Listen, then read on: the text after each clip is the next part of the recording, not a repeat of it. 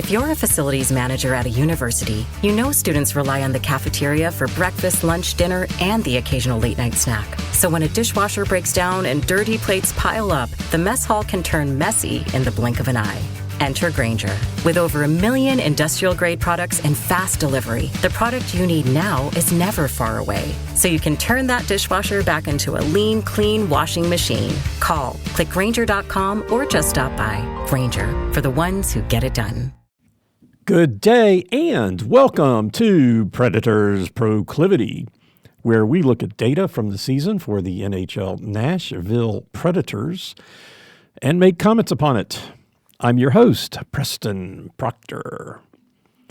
I guess I wanted to comment a little bit on the Winnipeg game. I was watching the Winnipeg game last night. The San Jose Sharks, who I don't mind watching lose, were winning 1-0 late in the third, and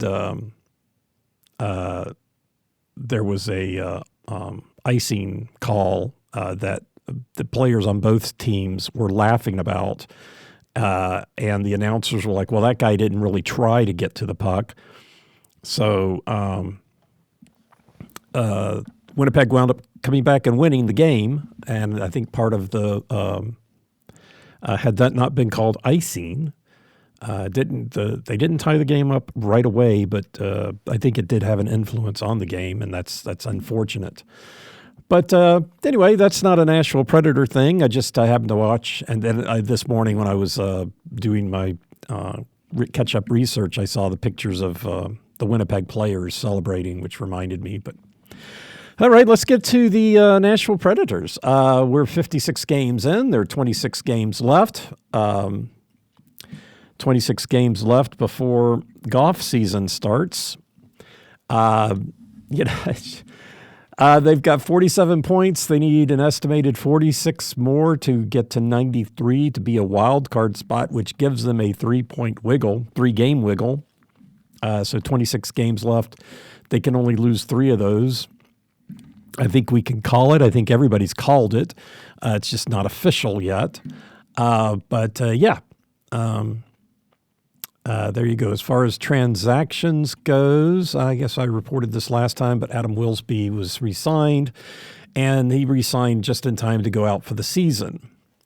So there's been no other real transaction walks on the side, from the standpoint of the free agents, and then no trade of note. There was one trade between, I don't even remember, it's Vegas and Carolina, maybe. I don't know. But no, it was a team that's not in the playoffs, but just an AHL player. So no real trading yet. The trade deadline is coming up March 7th. So that's 10 days away is the trade deadline. So whatever's going to happen is going to have to start happening. I'm sure there's stuff in the background. There was all these conversations that went on over the four-nation break, but not much official yet. So I guess we'll see how it goes. Again, as far as Nashville's unrestricted free agents at the end of the year, we still have Gustav Nyquist, right wing Gustav Nyquist. Kiefer Bellows, he was just called up not too long ago from the AHL team, so he is skating with the club, as is he's a Group 6, unrestricted free agent, Group 6 defenseman Jake Livingstone, also called up, but hasn't played a game yet. And then another unrestricted free agent, Matthew Murray, goaltender, called up for the practice squad. So a few people that are on the unrestricted free agent list at the end of the season for the Nashville Predators have been moved to the big team. So I'm guessing I'm guessing just to get some experience, and for the regular staff. How did that happen? How did that happen? Oh, sorry about that. My headphone cord was stuck on my microphone and kept making all kinds of noise. Not sure how that happened, but got that fixed. So probably just taking a look at them, seeing what what their potential is. All right, so that's the postseason watch segment. As far as the opponents tonight, the Stanley Cup champions are in Nashville to play the Predators. Regular time tonight.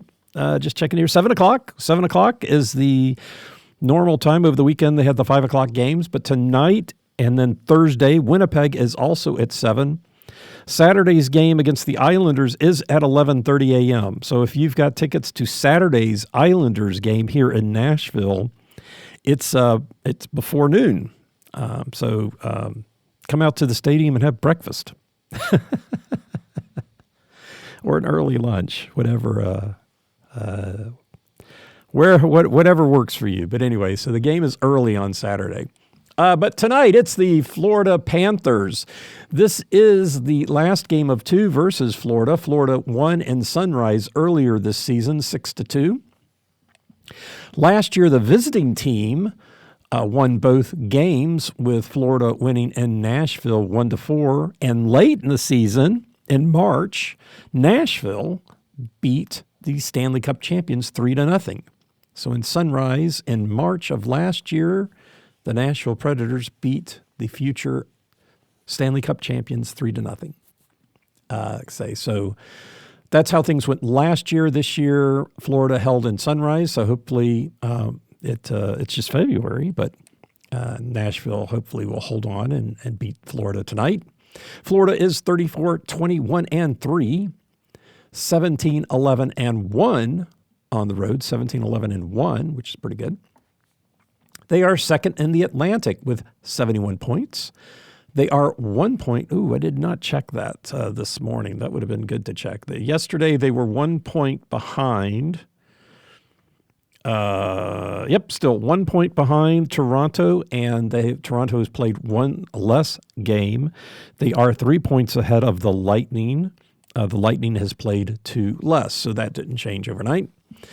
This is just a one-game road trip for Florida, coming up to Nashville. It's warming up. It's supposed to be in the 60s today, so still a little cold for those of you in Florida, but not like what it was a few days ago. A one-game road trip. Over the weekend, they had their back-to-back at home. I think I heard something saying there were 16. Yeah, was it 14? Maybe it was 14. 14 teams played back-to-backs over the weekend. But yeah, after the break, it looked like everybody was playing back-to-back Saturday and Sunday, and Florida went 1-1 over the weekend, beating Ottawa and then losing to Seattle. But I don't believe Seattle is in a playoff. Nope, Seattle is just above the Sharks, 54 points, so they're ahead of Nashville. But so they lost to Seattle on Sunday after beating Ottawa on. I'm just checking here. Ottawa. Why do I do this? Ottawa, 5th in the Atlantic. So wasn't the toughest opponents for Florida. Maybe the Saturday they won. So maybe the rust didn't come out until Sunday. After tonight, they do return home for a 5-game homestand. That way they get to stay nice and warm down in South Florida. Their 17-10-2 record at home, with 17-11-1 on the road, one of a handful of teams where the home and road records are very similar. I was looking through, and like Montreal is 13-12-4 and 13-14-1. So there are a number of teams where they are similar, very similar. But decently rare. I also continue to look through the Rangers, another team that is similar, 14-12-2, 14-13-2. Just thought that was kind of interesting to call out. Their most notable personnel change occurred over the four-season break when left-wing Matthew Tkachuk, who was heralded for beating up on one of the Canadian players in the first game, is now out possibly for the season with a groin injury. Florida is not sure he's going to come back this season. Not sure whether that means the whole season or just regular season or what. Currently, as of today, he's expected back on March 11th. But either way, he will not be in the game tonight. I'm not sure how he sustained the injury, but getting in a big fight at the beginning of the game probably did not help.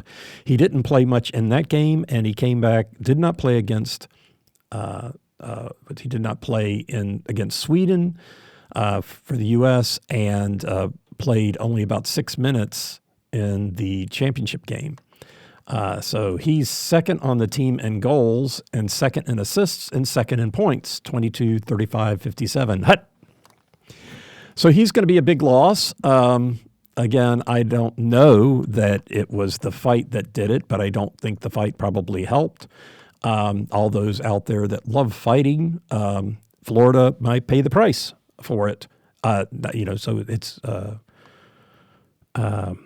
there you go. I'm not a fan of fighting in hockey, just for the sake of fighting, which is, the one article I read about the Canada-U.S. game, that's how it started. Oh, what a great match it was. Fighting at the beginning. Fight, fight, fight, fight, fight. I'm like, and I've watched NHL tonight, and they go, oh, yeah, fighting, it's so great. This game was so great because there was so many fighting. I guess they don't like hockey. I guess they don't like skating and passing and all the skill stuff you've got to do in order to be a good hockey player. I guess they only really like fighting, in which case, as I said last week or in the last podcast, there are other sports that you can care about. But I just...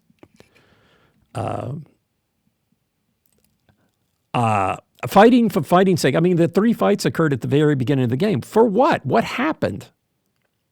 Okay, the Canadians booed our national anthem, but that's just because they're dicks. They're the ones at the game booing us anyway.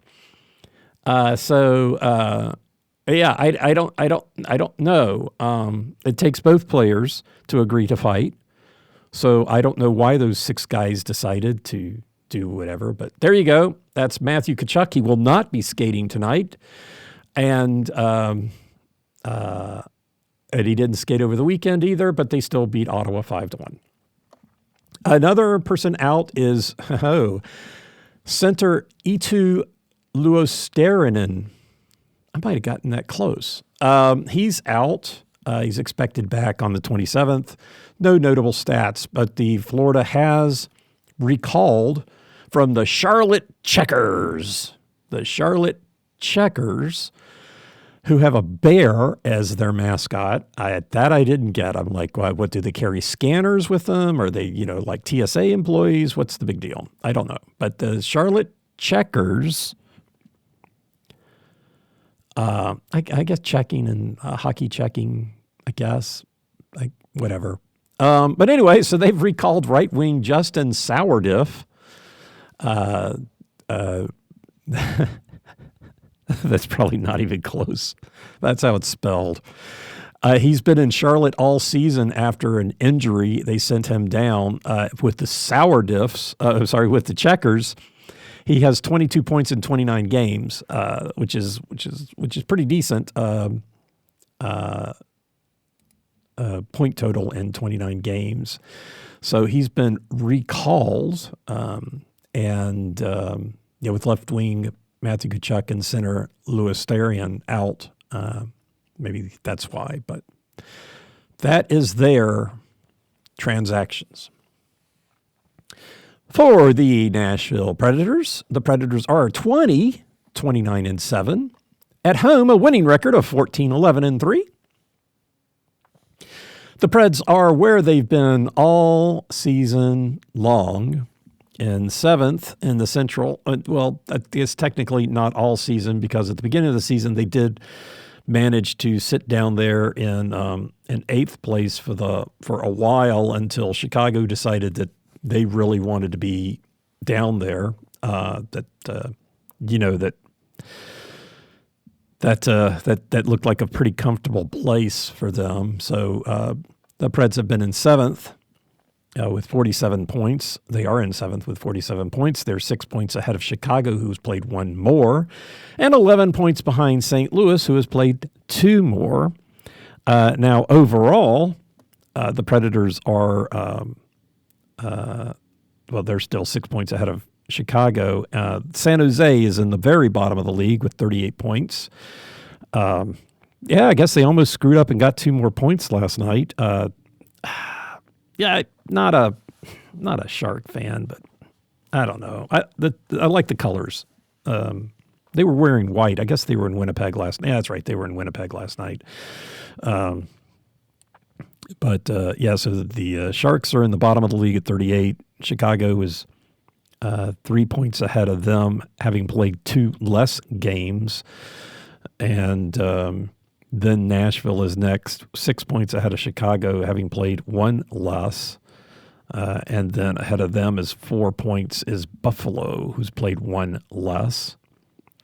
So, the Preds are pretty much sitting there on the highway with nobody around them, got cruise control on, don't have to worry about traffic, somebody coming up and passing them, don't need to worry about running into somebody, coming up on a group of vehicles and having to navigate around them. They're just sitting there right there in that nice little comfort zone. The Preds, this coming back to, I've lost my cursor.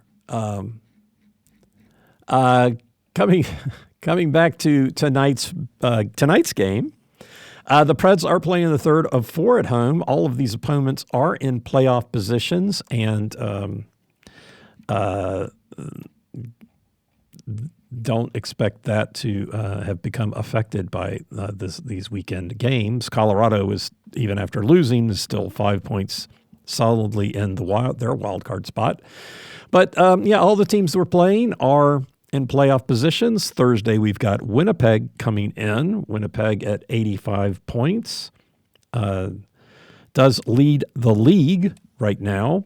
The Capitals are 1 point behind them, having played one less game. So, so Winnipeg comes in on Thursday. Got the Stanley Cup champion Florida Panthers tonight after playing Colorado. Whoever we played on Sunday that spanked us. After this, they go three on the road, starting with the two New York teams back-to-back. Oh, that's right. That's on the road. So the Islander game is in New York. Sorry about that. Got that wrong earlier today. So the games, it'll be 11:30 Central Time, but I guess local time to the game, it will be 12:30. So you've got, so I guess it is solidly lunch. So that three games on the road, the New York teams, Saturday, the Islanders, Sunday, the Rangers, and then Tuesday into Boston. Personnel changes. Luke Evangelista did come off injured reserve and played over the weekend. So that's new. Nobody has been called up. And on injured reserve are Leroux and Roast. Not exactly sure. They keep saying Roast is coming back and then keep pushing it out. Just seems goofy, but Herrera is now day to day, expected back on March 4th. The Nashville Predators at home. Let's get into some numbers here. So the Predators at home, 14, 11, and 3. And the prevailing stat does, at this point in time, seem to be, hold on, let's adjust this, see if it'll work with me. There we go. Is the first goal. They did not get the first goal in either of the game over the weekend, which did not affect them with beating Colorado. They did come back and tie the game up within half a minute. So that might be part of the reason why. In the end, overall this season, if the Preds get the first goal, they're 14, 7, and 5. So That's good. If they do not get it, they're 6-22-2. So it's turning into like a 3-1 advantage, losing if they do not get it. The first goal being in the second period is not a good marker. If the Preds get it, 3-1, which is good. If they don't get it, 3-7. So getting the first goal is deterministic. If the first goal happening in the first period, we'll just cover that. If they do not get it, 3-14-2. So basically 3-16. So 5-1, losing the game. If they do get it, 11-6-5, which is essentially even money. Whether they lose in regulation or overtime, I guess is split. But yeah. So I guess if you look at that on the overall, it's 14-7-5. So 14-12. So slight advantage on getting it. I guess actually it looks like if they get it in the second period, they're actually better off. But looking at it at home, if they get the first goal in the first period at home, 9-3-3, so 9-6. So a little bit more of an advantage for them. If they do not get it in the first period, it's 2-5. If the first goal happens in the second period, the Preds better hope they don't get it, because at home they are 0-1-0, but they are 3-2 when the first goal happens in the second period. Now, it's only 5 data points. It's not a whole lot. But if you consider what it's 16-12. So the Preds at home are getting the first goal 16 to not getting it 12. So it's a little bit weighted towards them getting it, and them getting it at least precludes a poor result. At least they got a fighting chance if they get it. If they don't get it, the numbers do not look good. Well, I guess except at home in the second period. Yeah. So, which they are at home tonight. So anyway, so that's the first goal. Last year it was a strong determinant for them at home. They were 16-5-2, getting the first goal at home. So basically 16-7. So a little better than a 2-1 advantage. And then it was not so depressing if they did not get it at home, because they were 7-11. Getting it in the first period, they were 14-3-2, which was almost a 3-1 advantage, and not getting it 6-9.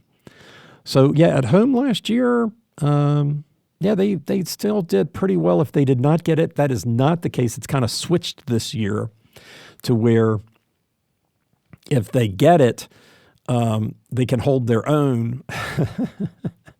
And if they do not, it's such a big disadvantage, which is the reversal from last year. Winning by period, we're seeing a trend where it was solidly second period for both the on the road at home, for the home team, the visiting team. Everything kind of looked like it was the second period. And over the, I guess, maybe since the middle of December, we've started to see a shift to it kind of being evening out.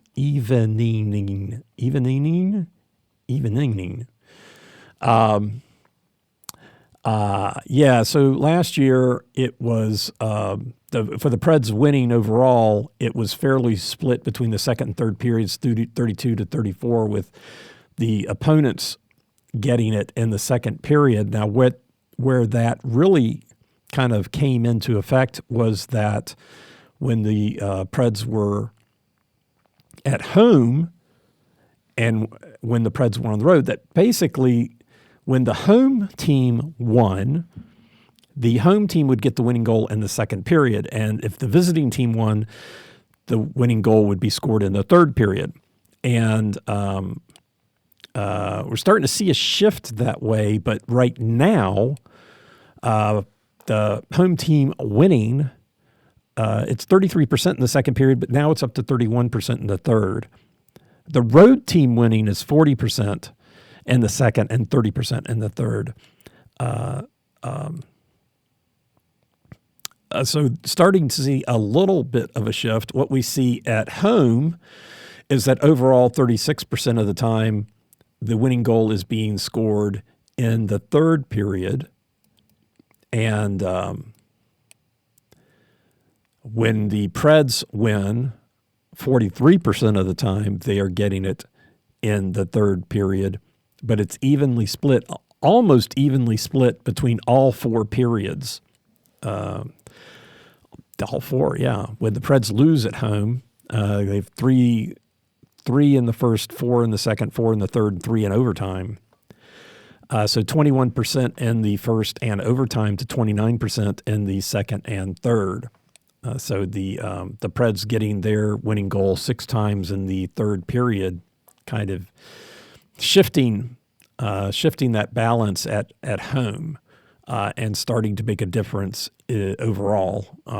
But right now, it's still mainly the second period where you see, but it's close, 20 times versus 17.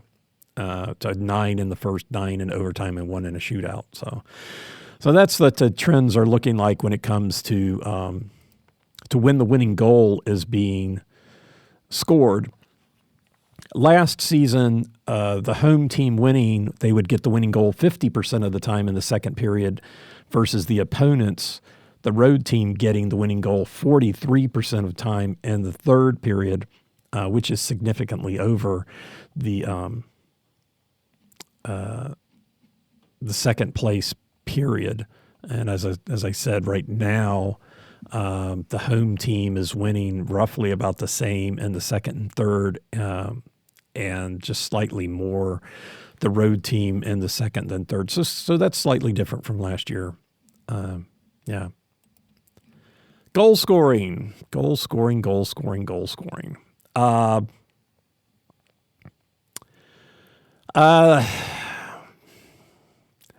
are just being outscored just about everywhere.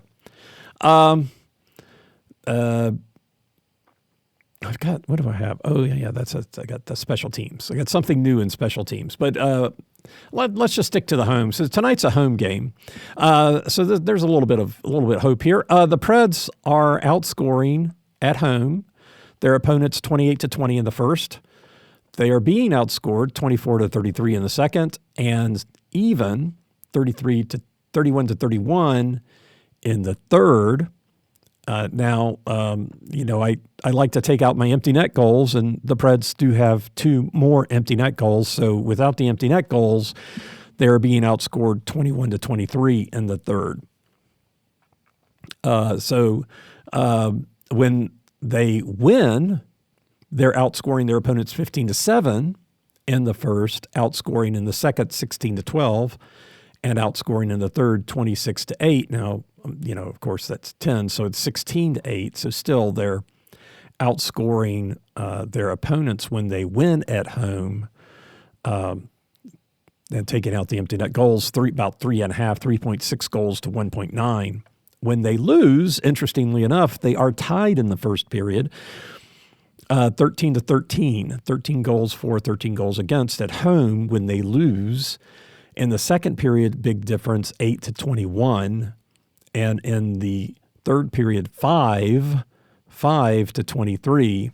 Now I do have some other numbers here, but 5-23. Now, of course, 8 of those are empty net goals, so it's 5-15. So when they lose at home, again, the losing team at 1.9, right there, taking out the empty net goals. So I guess that's irrelevant because the losing team doesn't score empty net goals. So the losing team for the Preds in Preds games here in Nashville, on average, are getting 1.9 goals, so slightly less than 2. The winning team, when it's the Preds, 3.6, and the winning team 3.7. Now, interestingly enough, throwing the empty net goals back in, it's 4.3 either way. So here in Nashville, the winning team scores on average 4.3 goals, the losing team 1.9. And so that all averages out even to 3.1.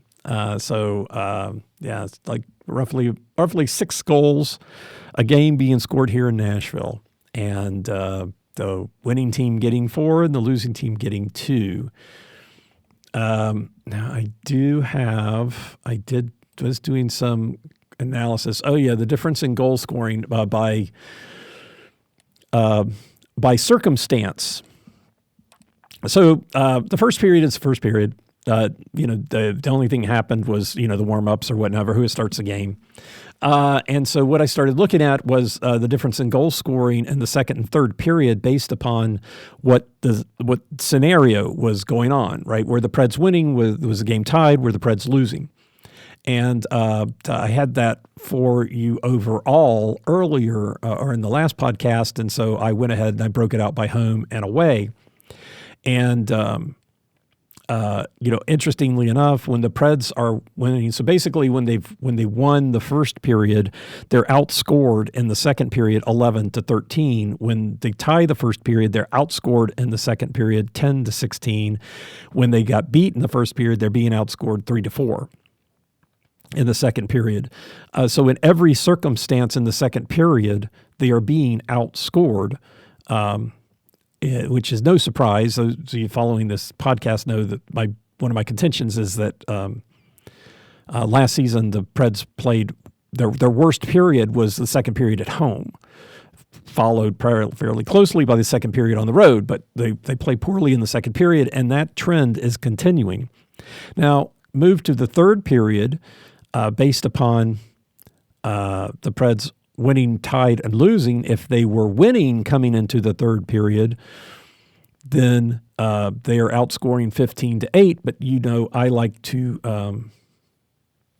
that number doesn't make sense. 10-8. I got to go back and take a look at that. The 8 empty net goals. I think I still got that right. 8 empty net goals.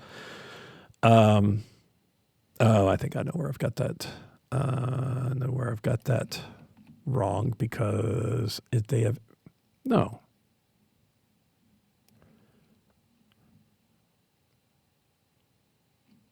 All right. Anyway, but yeah. So taking out the empty net goals, they are being outscored. When they're tied in the third period at home, they're being outscored 5-3. And now, of course, there are 2 empty net goals in that scenario. And then when they are losing, I guess that's not true. When they're tied, the Preds have 1 empty net goal to the when they're tied entering the third period. The Preds have 1 empty net goal. The opponents have 2, so that 5-8 becomes 4-6. So they're still being outscored there. The Preds winning coming into the third period. The opponents have never turned that around and gotten an empty net goal. Doesn't mean that they've won all of those, but they're actually being outscored in the third period, removing the empty net goals. And then when the Preds are losing coming into the third period, they are also being outscored 11-15. But interestingly enough, when losing coming into the third period, the Preds have scored 1 empty net goal, so they have turned the game around. And so basically 10-9. So taking out the empty net goals in the third period, when the Preds enter the third period losing, they actually, taking out the empty net goals, have actually outscored their opponents. But throwing the empty net back goals in, they are low. So there are not that many scenarios. In fact, the only consistent scenario is that if the Preds enter the third period winning the game, they will outscore the opponents overall at home and away. But that includes the empty net goals. So knew I had something new on goal scoring. When it comes to these special teams, I have been tracking my special teams numbers all season long, and I've done nothing with them because I wasn't sure what to do with them.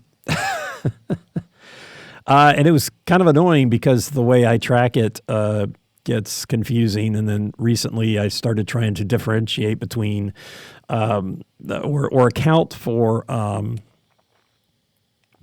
penalties that cross that occur in multiple periods. So, if a penalty happens at the end of the second period, the carryover into the third, and the Preds can score in the third period, but the penalty occurred in the second period. And so, how do I account for that? And all of this would be a lot better if I had this in a database and wrote a program. But I haven't done that. I just keep adding to my spreadsheet. So so I did see something. I said, okay, fine. Let's take a little time here and take a look at this. And I think I mentioned this in the last podcast. One of the most amazing things to stand out here is that at home or away, overall this season, the Preds have not given up a power play goal in the first period at all. Period. None. Zero. Zip. Nada. Nil. 51 opportunities and 0 power plays for the opposition. If you contrast that to the third period, which is similar, 49 opportunities, and they've given up 12. So, that's kind of really jumps out at you there. Nashville, we'll get to this later. We start talking about the matchup. But Nashville, let me see if I can quickly, so I can put this in perspective. Nashville on the power play is 20%, 20.6% overall, 33 goals on 160 attempts. And in the first period, second period, and third period, Nashville 20%, 23% in the second, and 18% in the third. So fairly consistent on where they're scoring their power play goals. And given on the penalty kill, they're 80%. They're 12th in the league, 80%. And the opponents are getting 0% in the first and 26 in the second and 24 in the third. Now, taking and extending that to at home, the Preds home. Now, overall, 18% of their power play goals are scored in the third period. But if you look at home, it's 30. So at home, Nashville has had 20 opportunities on the power play in the third period and has scored 6 goals. So roughly 30%. Roughly 30%. My cells are small, so maybe more like 29. But 6 goals scored on 20 opportunities. Now, looking across the periods at home, 7, 6, and 6. So they've scored 7 power play goals in the first, 6 in the second, 6 in the third. But in the second period, they've had 35 opportunities. So that's 17%.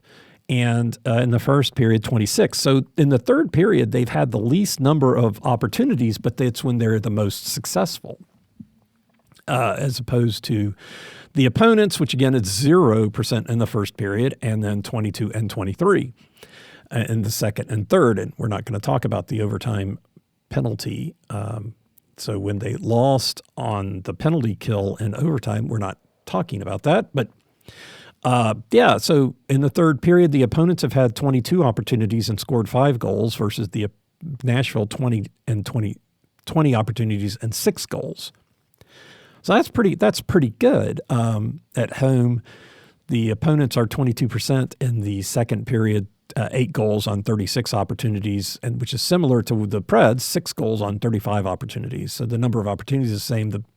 The opponents have gotten a couple of additional goals, but in general, the Preds a little bit more successful.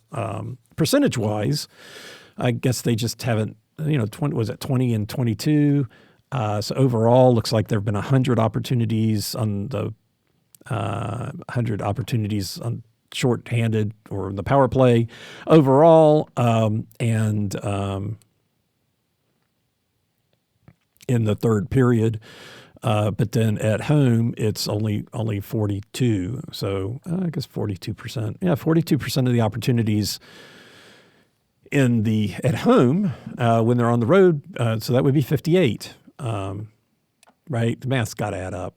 31, 28, 58. Yeah, 58. Yeah, thank goodness. Some of my calculations here, I thought I checked them, and then I look at them and go, I don't get how this works out. And I did have something like that on the podcast a number of podcasts ago where I got confused, but I forgot about there being overtime periods, that's just not part of this discussion. But just looking at the percentage of success for the opponents and the Preds on the power play or penalty quill. Penalty quill. Yeah, so at home, the Preds are least successful in the second period in scoring power play goals. The most opportunities, 35 opportunities to only 6. Versus the third period, 20 opportunities and 6. And the first period, 26 opportunities and 7. But yeah, so I expect to see that 0 come off the board.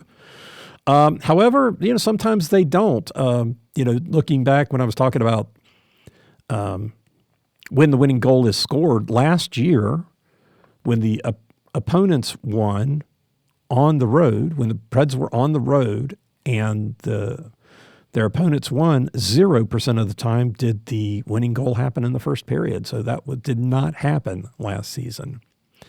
So sometimes those zeros stick up. So that would be amazing if that 0% of power play goals against the Preds in the first period. Now, probably totally jinxed it, but let's hope not. What was it? What's left? Got 26 games left. How many games are left? 26 games. 26 games left. That's a lot of games. Yeah, it was interesting the other night. I was pleasantly surprised. I watched the games. My wife out of town, so I get to watch the whole game, assuming I can keep attention. And I thought the Colorado game was pretty compelling, but weren't a lot of penalties in either game. I guess five in the game with New Jersey. That's who we played. So 5 in the game. 4 for the Predators. 4 power plays for the Predators. No goals. The New Jersey had 1 power play opportunity, scored a goal. And then in the first period, they got it just after shorthanded. So they had 2 special teams goals to Nashville's 0. And as I've said, it's fairly consistent. If you win that battle, you win the game. If you lose it, you lose the game. A couple of exceptions, but not many. And then if it's tied, it could go either way. Was Buffalo a loss? I thought we beat Buffalo. I guess Buffalo was a loss. Oh, that's right. Yeah, we lost like 6 in a row. Yeah, we beat Buffalo the second time we played them. That's right. Yeah. So Buffalo, one of those where we had 1 special teams goal, they had 1 special teams goal, and we lost that game. And then the second time we played them, we had 3 to their 1 and won that game. So special teams making a big deal in that respect. Looking through, I haven't really noticed a whole lot. Looking at major even opportunities, uneven major opportunities. Just after goals, 5-on-4, 4-on-3, 4-on-4, 6-on-4. 6-on-4 has happened twice. 6 on 5, just all those different things. I haven't really seen anything to call out. But yeah, the percentage of success and lack of success for the Preds in the third period at home versus the lack of success for the opponents in the first period everywhere. I guess that would be the main thing. So let's move to the matchup for tonight's game. Tonight, the Stanley Cup champion Florida Panthers are in town. They are 4th in the league in goal scoring and 18th in the league in giving up goals. They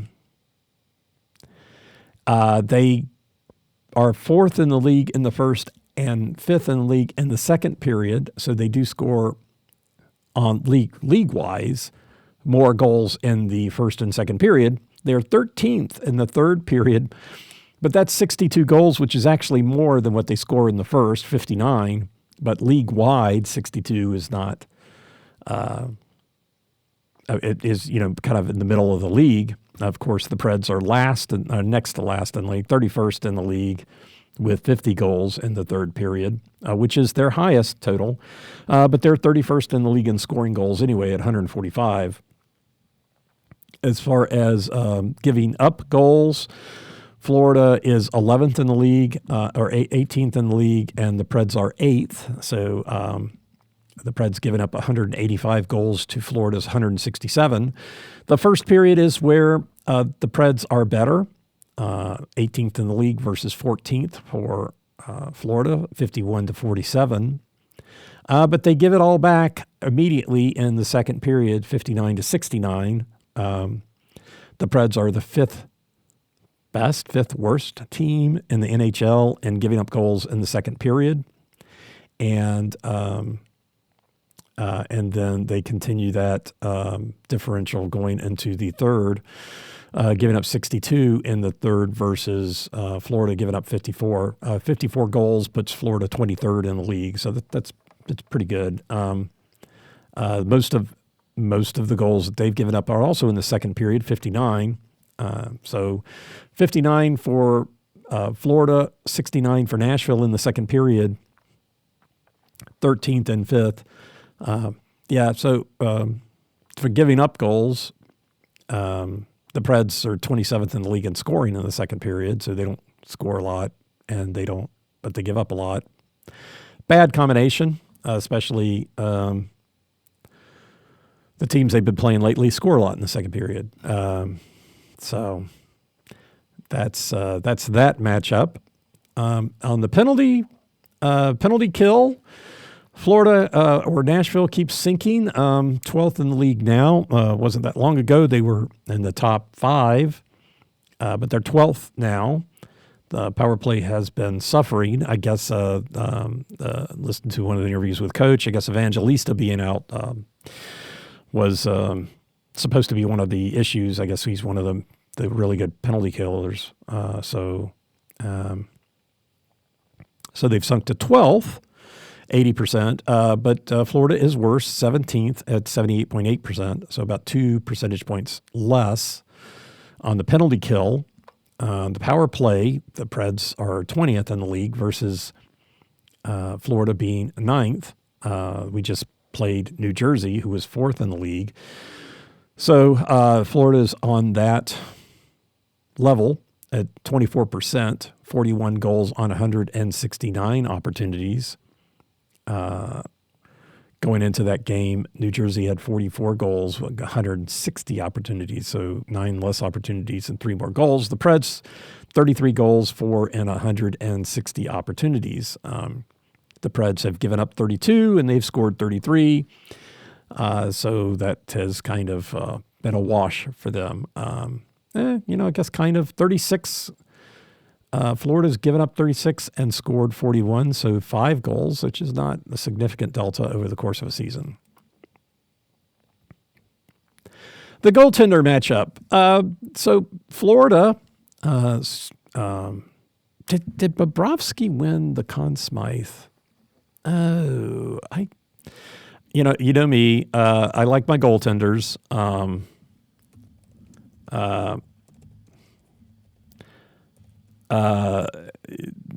No, that's right. They gave it to Connor McDavid. Gosh, that's right. I really had, I guess. Yeah, they had to give something to Connor McDavid. Last year, they really, really wanted them to lose. They couldn't quite pull the trigger on biasing things in the Stanley Cup Finals too much. Thankfully, congratulations, Florida, for beating the two opponents you had to fight, the Edmonton Oilers and then the NHL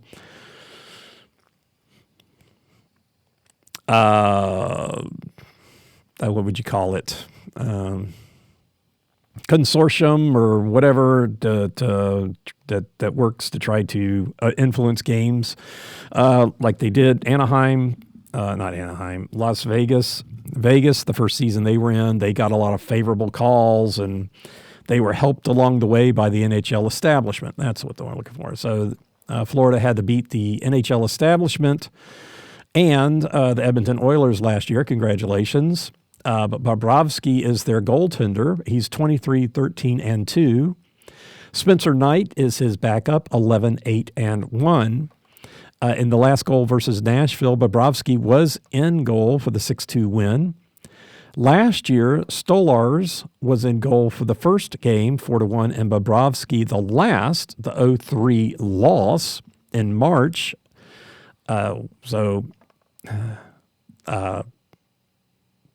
You remember back when the Preds played well? Sorry. This season, or at least lately, Bobrovsky is playing 1 or 2 for every one of Knight, and Bobrovsky did play in the last 2 games, so I'm expecting to see Spencer Knight in goal tonight versus Nashville. For Nashville, UC Saros, 12-23-6, playing 2 or 3 for Justus Anunen's 1. Noonan is 7-4-0. Earlier this season, we played Florida. Wedgwood was in goal in that 2-6 loss. Last year, Saros was in goal for the first game, the 1-4 loss, and Lankinen was in goal for the win, 3-0 in Sunrise. And for Colorado last year, Annunen did not play versus Florida. However, looking at where the Preds are, Annunen did get the start Sunday in New Jersey. I think that was a mistake. I think, we got the goal, we got the win against Colorado, but I think Saros would have been New Jersey just a much more offensive team. I think that's what I had said. I thought would happen. I was wrong, but I think I was right in how I called it. But anyway, so Annunen played against the Devils, which means Saros will be a goal tonight. As far as momentum, Florida lost their last 1-2 after winning 2, which is just like Nashville. Nashville lost their last game after winning 2. Florida is 6-4 in their last 10, and Nashville is 3-7 in their last 10, having that 6-game losing streak. A player that you don't have to watch tonight is Matthew Tkachuk, but who you do need to watch out for, number 13 center Sam Reinhart. He's first in goals with 31, and he's first in points with 62. And interestingly enough, he's third on time on ice, so he's the center that is out there the most, 2019. He's fourth on the team in shots, which is interesting at 151, which is interesting because his shooting percentage is 20.5%. He's first on the team with a shooting percentage of 20.5%. Now, I decided to go ahead and look this up because that puts him 34th in the league, which may not sound like much. That's still pretty good, but there's a lot of players that have only had like one shot and one goal. And so I started taking a look at it. And for the players that have over 50 shots, randomly pick 50, he's 16th in the league. And for players that have played more than 35 games, he's 17th in the league. And like I said, the top 11 in the league in shooting percentage have shot the puck less than 10 times. So I think was it 26%? I think is the top that I saw. So 20% that's pretty good. I mean, so he's got the number one shot percentage for Florida, and he's got the most number of goals. So he's got 31 goals on 151 shots. So he shoots the puck a lot and he scores. And so that's dangerous. So number 13, and he's on the ice a lot over 2019. So total over the span of one period. Number 13, center Sam Reinhart. We'll skip over Kachuk because he's out. And then first in assists is center Alexander Barkov with 38. And let's see, Sam Bennett, want to call him out because he's second worst in plus minus at minus 12. But he's first on the team at 180. So I wasn't going to mention him, but he's got the most shots on the team at 180. But he's got the second worst plus minus on the team at minus 12,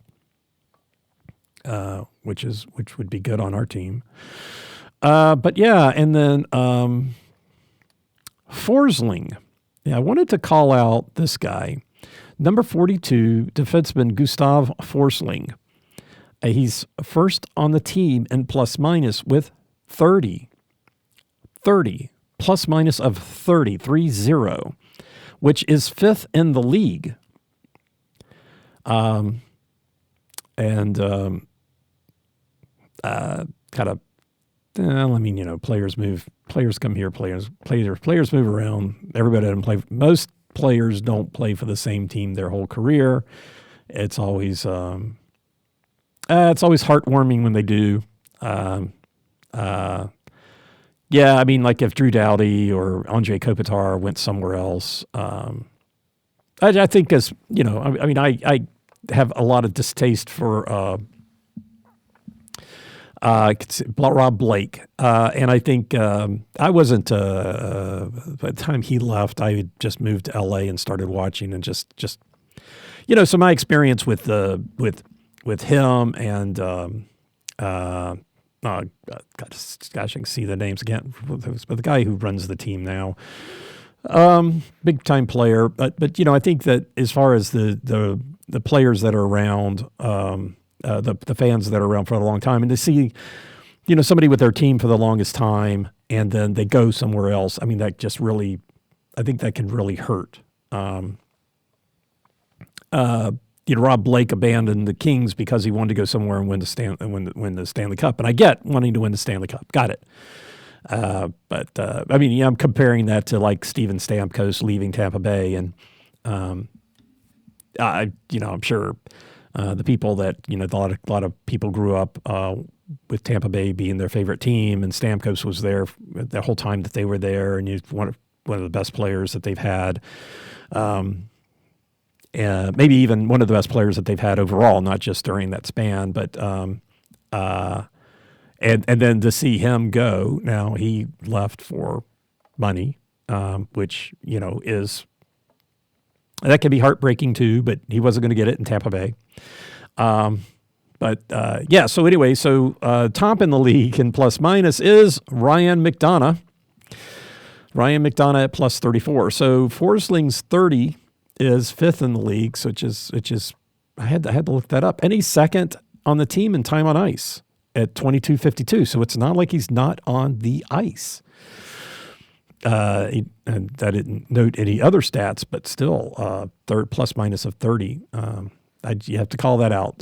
Not that makes him a player to watch, but just good for you, Gustav. Wow, what an accomplishment. Even if you don't hold that up for the rest of the season, I mean, that's got to be pretty good. I thought it was kind of interesting. Two Sams on the team. I'm sorry. I feel like, most, excuse me, most players in the NHL have some sort of European first name. Maybe Slavic. I don't know how to say it, but like Alexander, Gustav, used to seeing that kind of stuff. Jesper. Okay, so we've got Roman, Stephen, Jonathan, Philip. All right. Sorry, but just seeing two Sams on the team was kind of shocking. Don't really think of hockey as being a sport for Sams, but hey. Nice diversion. So really, number 13, Sam Reinhart. I mean, I know Florida's a really good team. They're just really good overall. But his shooting percentage at 20%, definitely number 13. Pay attention. He's going to be on the ice a lot. Him and Forsling. So the two of them on the ice. That is going to be something. And so that's your players to watch for Florida. We know we know who we're watching when it comes to the Preds. I did since I started doing this stuff. Yossi's plus minus of -26 is fifth worst in the league. Chicago's Tyler Bertuzzi has the most, or the lowest, or the worst, however you call it, plus minus at -30. Yossi's time on ice. So Yossi leads the Preds in time on ice with 25 and 12. 25-12. Compare that to back when we played New Jersey. Jack Hughes, he's a forward, but 20-54. So about 4.5 minutes more there. And then first, I don't have first for Florida because there were no other stats, but second is 22. So Yossi's 25-12 is seventh in the league. So that's a lot of time on ice. Drew Doughty is still ahead of them, which is amazing. But Columbus Blue Jackets' Zach Werenski leads the league in 26-49.